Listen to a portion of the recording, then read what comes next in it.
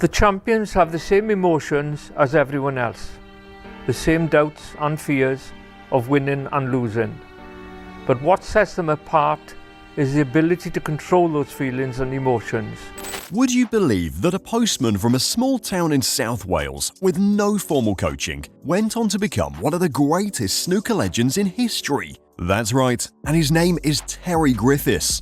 Against all odds and logic, he defeated some of the greatest players of his time with his raw talent. Terry Griffiths, whose day job involved delivering letters, rapidly gained recognition.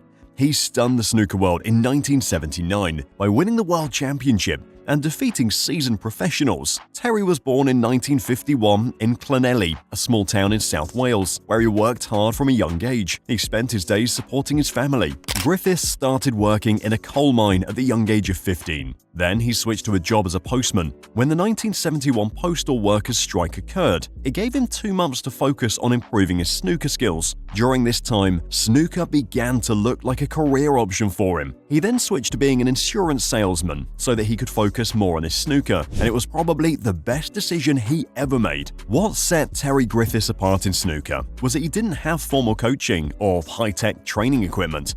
Instead, he sharpened his skills with countless hours of practice, often using basic or substandard equipment. Balancing work with snooker wasn't easy.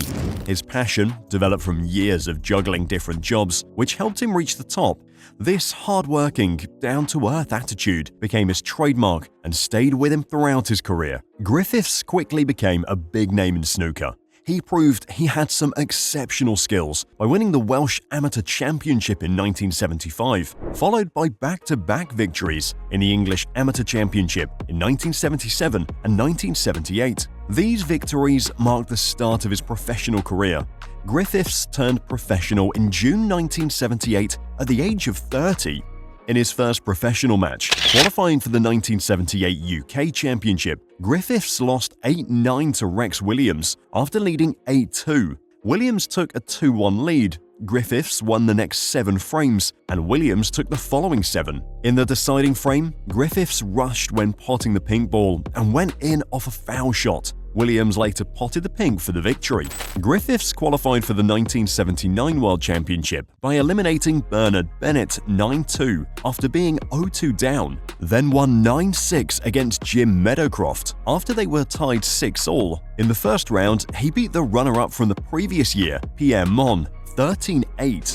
Then, he won a close match against the great Alex Higgins, 13-12 in the quarterfinals. The semi-final was a long one, where Griffiths defeated Eddie Charlton 19-17 in a match that finished at 1:40 a.m. In the final, he faced Dennis Taylor, who had been a professional since 1973, and Griffiths was playing in his first World Championship final.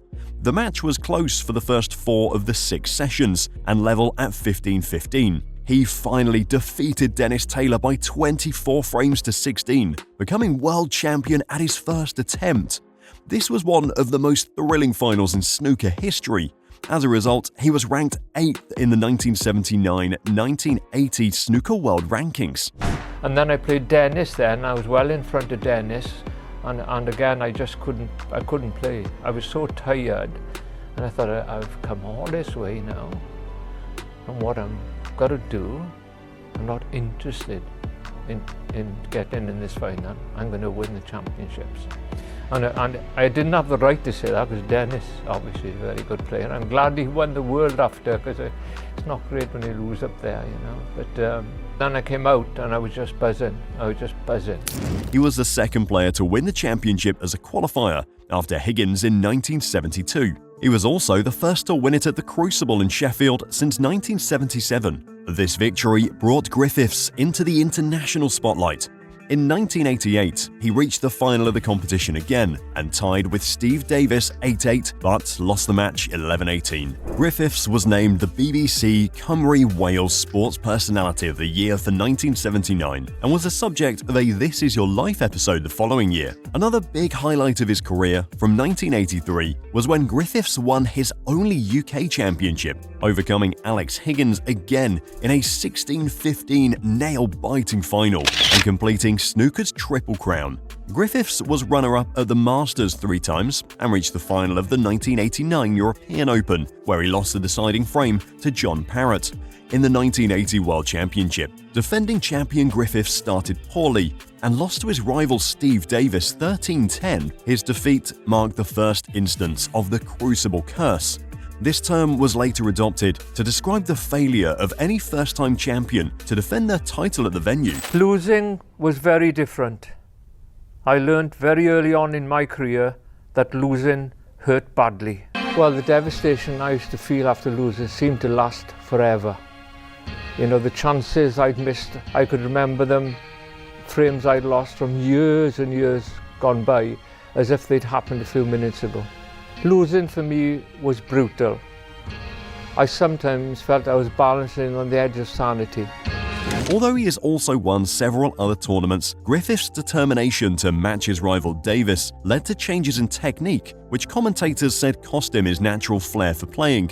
In their book, Masters of the Bays, Luke Williams and Paul Gadsby wrote that Griffiths may have won more tournaments if he'd not adjusted his playing technique to challenge Davis.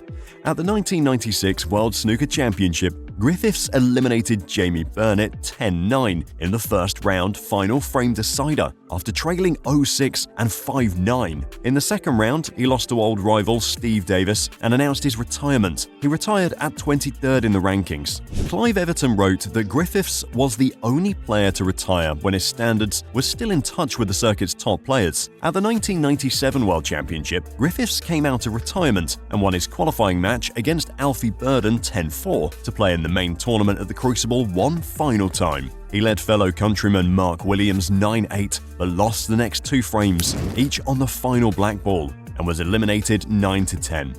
During his professional career, he played a total of 999 frames at the Crucible. After retiring, Griffiths shifted to coaching. He became the director of coaching at the World Professional Billiards and Snooker Association, where he imparted his knowledge to the next generation of snooker stars, including Mark Williams, Stephen Hendry, and John Higgins. His insight into the game, particularly in terms of mental strength and psychological resilience, proved invaluable to many aspiring professionals. People often ask me what it's like being a professional player and how did I handle the pressure. I have tried to describe my anguish, but the words come up short. Professional snooker, in my opinion, is the moral equivalent of war. The stress, wear and tear, and assault on a person's spirit and basic self-esteem are incredible. It takes an individual to the outer limits of their capabilities and may provide one of the ultimate studies in people because it's such a cruel, volatile and emotionally draining experience. Griffiths resigned as the World Professional Billiards and Snooker Association Director of Coaching in 1998, describing the association as a hopeless setup with no one giving the staff any direction at all.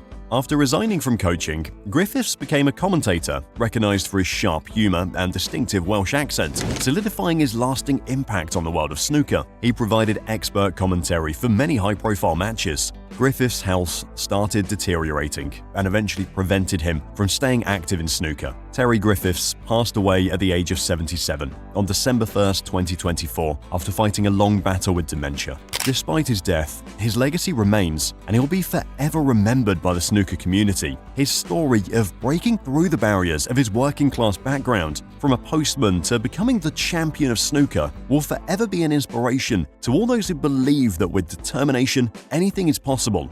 Winning is very special, of course, you know. I mean, people think it's prize money and trophies, but it's not about that. It's self-satisfaction about all the work you put in throughout your life to get to that stage. It's like when you fall in love, you know. I mean, it seems that, you know, everything around you is very happy.